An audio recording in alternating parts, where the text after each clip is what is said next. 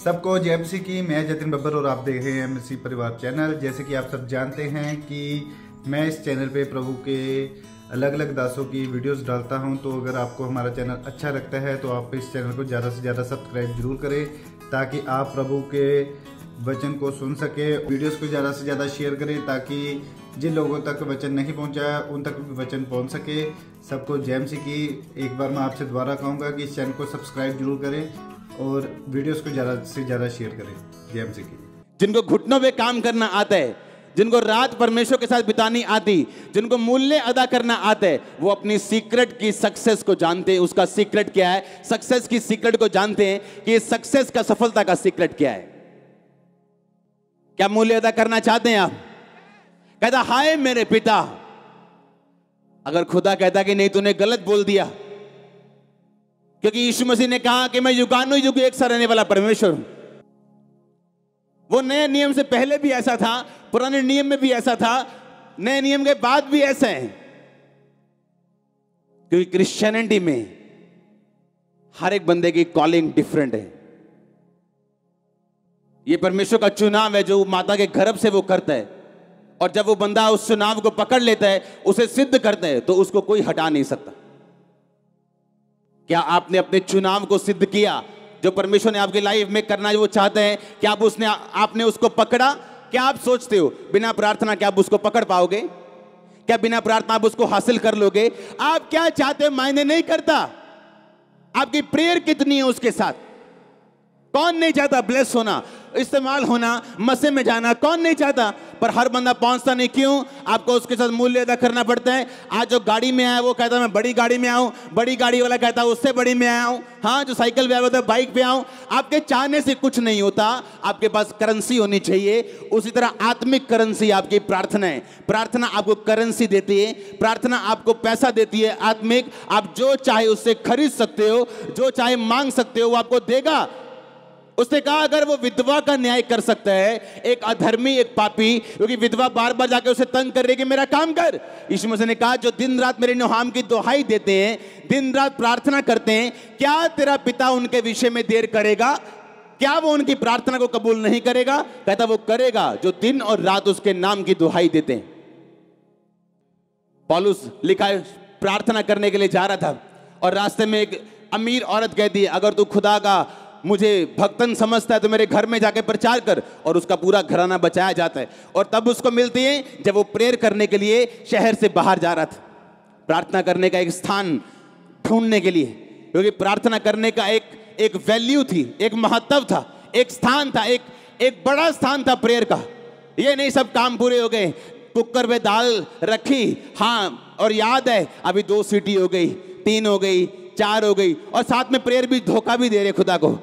साथ में धोखा भी चल रहा है, साथ में कुकर की सीटियां 6 हो गई, 7 हो गई। अलाई ये कुकर दो कुड़िए, दाल ला दे, हो गया 7 सीटियां। कौन सी प्रेयर है ये? कौन सी प्रेयर है ये? मेरे बच्चे जानते जब रात को पापा ने प्रार्थना करना है पीछे नहीं जाना है। मेरी वाइफ जानती टाइम हो गया प्रेयर का, अब मॉर्निंग मिलेंगे तड़के, अब नाइट प्रेयर में कोई फोन नहीं, कोई काम नहीं, कोई जो मर्जी हो जाए, कोई काम नहीं। एक बंदा आया मेरे पास, मेरे को इमरजेंसी है। आपको पता नहीं मेरे को? मैंने कहा जितनी मर्जी इमरजेंसी हो, अगर मैं तुम्हारी इमरजेंसियों में बाहर निकलना शुरू कर गया प्रार्थना में, मैं कभी प्रेयर नहीं कर पाऊंगा, और फिर कितने दिन टिक पाऊंगा?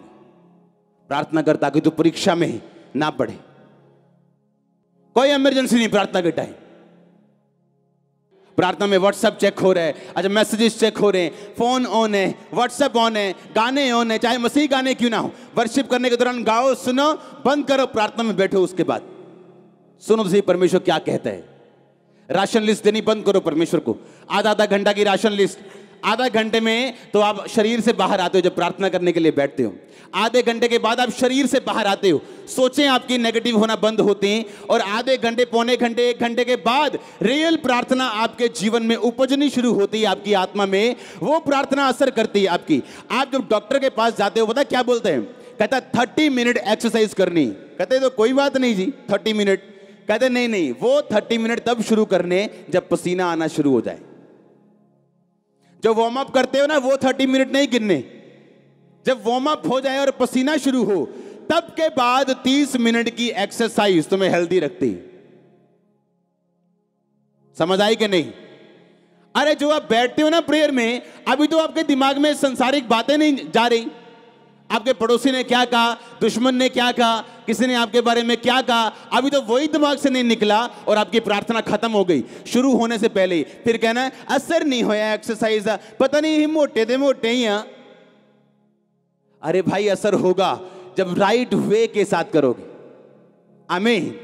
जब वार्म अप करोगे, पसीना शुरू होगा, तब की आधा घंटा एक्सरसाइज आपके शरीर को लगती। आप जब प्रेयर में बैठते हो, आधे घंटे में राशन लिस्ट सारी देते हो, और जब शरीर से बाहर आने का टाइम होता है, आपकी आमीन हो जाती। बोलो क्या असर करेगी प्रेयर? क्या असर करेगी? आप जब प्रेयर में बैठते हो, अगर आप सीरियस हो प्रेयर में, 1 घंटा तो अभी हेलो हाय करने में निकलेगा आपका। उसके बाद थोड़ी बातें शुरू होंगी। आमीन। और जब ऐसी प्रार्थना करनी आदत पड़ जाएगी ना, आपको रिजल्ट लेने की आदत पड़ जाएगी। आपकी लाइफ डिफरेंट होगी, वो नजर भी आएगी, अलग होगी।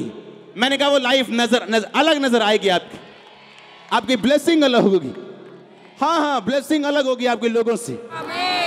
वो स्ट्रगल जो लोग करते आप नहीं करेंगे उसे। आधा घंटे में तो भी हेलो हाय नहीं शुरू होती, आप शरीर से बाहर आना शुरू होते हो, गंदी बातें आपके दिमाग से जानी शुरू होती, व्यभिचार की बातें खत्म होनी शुरू होती। आप बैठते हो और सब तरह के विचार आपके दिमाग से निकलने शुरू होते हैं, और तब जाके आप वार्म अप होते हो आत्मा में, और तब प्रेयर आप बंद कर देते। कुछ तो सोच रहे हम तो वार्म अप भी नहीं करते। हाँ, इधर घंटा भी नहीं करी थी, इधर आगे दियां गल्लां दसी जाती। मैंने प्रभु को पूछना रोज कि परमेश्वर क्यों मेरा हल नहीं करता तू? और पवित्र आत्मा ने कहना अपनी प्रार्थना बढ़ा। क्योंकि गोल से टेबल के ऊपर ऐसे हाथ रख के 15-15 मिनट 20-20 मिनट में 3 बार प्रार्थना करता था रोज, और 15 मिनट में 10 बार घड़ी देखता था, 3 बार मोबाइल देखता था। कितने मिनट हो गए? अच्छा 7:30 हो गए, अच्छा 12 हो गए, अच्छा 14 हो गए, बस 1 मिनट रह गए। ऐसे शुरू की प्रेयर मैंने, और धीरे धीरे परमेश्वर का आत्मा लेके जाता रहा। मुझे एक इंग्लैंड से एक पास्टर, मैं फोन पे उनसे बात कर रहा था, उन्होंने कहा जो आपकी लाइफ में हो रहा है ये लोगों को मालूम हो ना हो, लेकिन हमने देखा है। आप सारी रात प्रेयर में होते थे, और जब आपके रूम में हम जाते थे तो आपके रूम में खड़े नहीं होता था, इतना मसा होता था। हमने देखा है।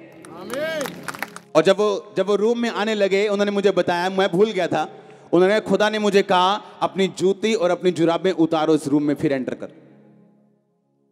और कहते जब मैं रूम में एंटर हुआ, मुझसे खड़ा नहीं होया जा रहा था।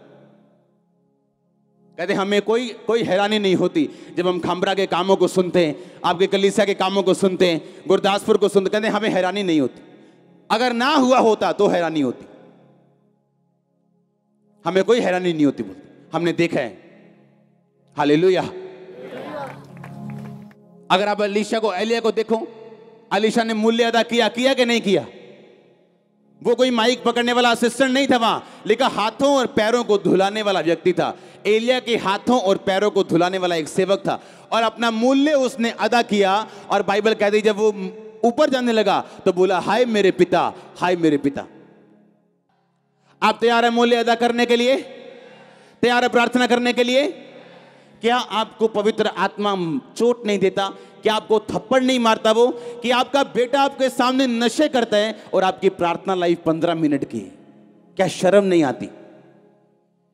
क्या आपके सामने आपके घर पे शैतान अटैक करता है बीमारियों के, और आपकी प्रार्थना आधे घंटे की? क्या शर्म नहीं आती? क्या शैतान पे गुस्सा नहीं आता? जिस बंदे को बेइज्जती फील नहीं होती वो कभी भी ऊपर के लेवल पे नहीं जाता, याद रखना। जिस आदमी को अपनी बेइज्जती फील नहीं होती उसकी दोबारा होती। दाऊद ने बेइज्जती फील की, कहता मेरी बेइज्जती हुई। क्यों? नंगे पांव भागना पड़ा उसे। पता है कि नहीं पता? सिर पे टाट रख के नंगे पैर एक देश का राजा भागा। क्यों? क्योंकि उसने एक औरत के साथ व्यभिचार किया, उसे अपना करने के लिए उसके पति को जानबूझ के मरवा दिया कि तू जाके मेरी लड़ाई में सबसे आगे खड़ा होगा। और खुदा के नबी ने कहा कि खुदा ने तुझे माफ किया व्यभिचार के लिए क्योंकि तूने माफी मांग ली, पर इसकी सजा, इसके जो लक्षण, इसके जो असर होगा वो माफ नहीं किया। तुम 100वीं पौड़ी तक पहुंच के गिर गए, खुदा तुझे माफ करेगा और बोलेगा चढ़ दोबारा, पर दोबारा तुम्हें 100वीं पौड़ी पे डायरेक्ट नहीं रखेगा, ABCD फिर शुरू करनी पड़ेगी। अब खुदा ने कहा अबशालोम तेरे खिलाफ होगा, और बाइबल कहती है उसका बड़ा बेटा उसके खिलाफ शुरू हुआ बोलना, और लोगों को दिल में डालने लगा अगर मैं तुम्हारा राजा होता तो अच्छा न्याय करता। और उन्हें उसे मालूम हो गया अबशालोम मेरे खिलाफ है और मुझे मारने लगा, तो नंगे पांव लिखा वहां से भागा वो, और उसने अपनी बेइज्जती को महसूस किया। रास्ते में उसका दुश्मन मिला, बोला ओ ओछे, ओ व्यभिचारी, तूने जो शाऊल को मारा था खुदा ने बदला लिया, जबकि ऐसा नहीं था। पर दाऊद ने कहा इसको मत मारना, इसकी बेइज्जती का बदला मत देना, क्योंकि जो कुछ हो रहा है ये खुदा की ओर से हो रहा है। मैं गिरा हूं, मैंने व्यभिचार किया, इसलिए मैं इसका मूल्य अदा करूंगा। अगर बेइज्जती फील नहीं करता वो, तो क्या पवित्रता में बढ़ता? क्या खुदा को भजन संहिता 51 में कहता जूफा से मुझे शुद्ध कर तो मैं शुद्ध हो जाऊंगा? क्या वो कहता परमेश्वर को उदार आत्मा देके मुझे फिर संभाल, अपने पवित्र आत्मा को मुझसे अलग ना कर? कभी नहीं कहता। पर उसने परमेश्वर के साथ मेल मिलाप किया, अपने पापों की माफी मांगी, और खुदा ने फिर उसे इज्जत दी, बेइज्जती फील की। आज लोगों को बेइज्जती फील नहीं होती, उनका बेटा जो मर्जी करे उनको बेइज्जती फील नहीं होती, बेटी जो मर्जी करे बेइज्जती फील नहीं होती। उसको मार पीट लेंगे लेकिन कभी प्रार्थना नहीं करेंगे, बैठ के घुटने पे आके खुदा को बोलेंगे नहीं कि इसकी लाइफ चेंज कर, मेरे पति की लाइफ चेंज कर, मेरे घर की लाइफ चेंज कर, मेरे हालात बदल। कभी प्रार्थना में नहीं बैठेंगे, क्योंकि आपको बेइज्जती महसूस नहीं होती, आप ढीठ हो गए हो। वो ढीठ बच्चे हो जाते ना, उनको जितना मर्जी मारो कोई असर नहीं, पीटो कोई असर नहीं, ढीठ हो जाते आत्मा में। आप ढीठ बच्चों की तरह बन जाते हो, आपकी जितनी मर्जी शैतान बेइज्जती करता जाए आपको महसूस नहीं होती, आप डंगर चमड़ी बन गए हो। शैतान आप पे अटैक करे, आपको महसूस होना चाहिए ये कहीं कुछ गड़बड़ है। आप खुदा की हुजूरी में जाओगे, अपने आप को करेक्ट करोगे, अगर वो आपकी बेहतरी के लिए हो तो आप फिर से प्रार्थना करोगे और प्रेयर में बढ़ोगे। क्या आपको महसूस होता है कि आपकी लाइफ में क्या कमी? क्या आपको महसूस होता है कि जो आपकी लाइफ में शैतान कर रहा है या एक मिसमैनेजमेंट की वजह से हो रहा है, क्या आपको उसको सुधारना है या प्रार्थना में जाना है या उस बोझ के साथ खुदाबंद के सामने जाना है? क्या आपको महसूस होता है कि नहीं होता है? आप चुप चुप है आज, क्या हो गया? हाँ, सब प्लान कर रहे हैं यार, रोज प्रार्थना करनी शुरू करिए हम। हाँ, सब प्लान कर रहे हैं। आमीन, हालेलुया, सब प्लान कर रहे हैं, हर बंदा प्लान कर रहा है। हाँ, जो 8 घंटे वाला वो 10 घंटे की प्लानिंग कर रहा है, जो 0 वाला वो आधे घंटे से शुरू कर रहा है। वो कलीसिया किस काम की जो प्रार्थना न करना जानती, किस काम की? वो क्या वो कलीसिया है? नो। पतरस बचाया गया क्योंकि कलीसिया लो लगा के प्रार्थना कर रही थी। खुदा का एक चेला मारा गया क्योंकि कलीसिया ने प्रार्थना की जरूरत तब समझी नहीं थी। जब वो मारा गया और पतरस को भी उठा लिया, तब कलीसिया को समझ आया कि हम में कमी है, हमने प्रेयर नहीं की। हमें लगा खुदाबंद के सेवकों के लिए प्रार्थना की जरूरत नहीं, ये तो खुद लोगों को चंगा करते हैं, इनके लिए प्रेयर की जरूरत नहीं। तब कलीसिया को समझ आया कि नहीं, जैसे हमें इनकी प्रार्थना की जरूरत है वैसे ही इनको हमारी प्रार्थना की जरूरत है, मुझे आपकी प्रार्थना की जरूरत है। हाँ, रोज करना मेरे लिए। हालेलुया। आप करोगे प्रार्थना रोज अपने लिए, खुदाबंद के लोगों के लिए। आमीन। अपनी बेइज्जती को महसूस करना, जो शैतान ने आपकी लाइफ में अटैक किया उसकी बेइज्जती को, उसकी गर्माहट को महसूस करना, उसकी सीरियसनेस को महसूस करना, और तब बैठना घुटनों के भार कि मैं जानता हूं हल होने वाला है। अब मैं बैठ गया हूं खुदाबंद की हुजूरी में, अब हल होने वाला है, अब शैतान अटैक ना करने पाएगा, शर्मिंदा ना करने पाएगा। आमीन। मैंने बड़े काम देखे अपनी पर्सनल लाइफ में, बहुत बड़े, जो मेडिकली पॉसिबल नहीं। उससे पहले प्रार्थना भी देखी, मेरे लोगों ने प्रेयर देखी, खुदावंद की हुजूरी में कैसे बैठा जाता घंटों। इमरजेंसी प्रार्थना मत करो। लोगों को मैंने देखा इमरजेंसी प्रार्थना करते, आज किडनी खराब है, आज 3 दिन रात रोजे रख के प्रार्थना कर रहे। No no no no no. जब आपको स्टपनी पे चलने की आदत पड़ जाए, किसी दिन स्टपनी भी पंचर निकलती है आपकी घर। एस्तर तब प्रार्थना नहीं की उसने जब वो फंस गई कि आज मेरे लोग मारे जाएंगे। उसको बचपन से प्रार्थना करनी आती थी, बचपन से रोजे रखने आते थे। वो इमरजेंसी में रखे गए रोजे और प्रार्थना नहीं थी, उसको मालूम था प्रार्थना से रिजल्ट कैसे लिया जाता है। और फिर उसने कहा 3 दिन रात के सूखे रोजे में रखूंगी, पानी नहीं पीऊंगी, खाना नहीं खाऊंगी और खुदावन से प्रार्थना करूंगी। और तीसरे रात राजा को नींद नहीं आई और उसने जब बुक्स निकाली इतिहास की, उसमें लिखा था कि कुछ लोगों ने उसकी जान बचाई थी। जब वो लोग बुलाए गए तो यहूदी लोग निकले, जिसके कारण सारे यहूदी बचाए गए। आमीन।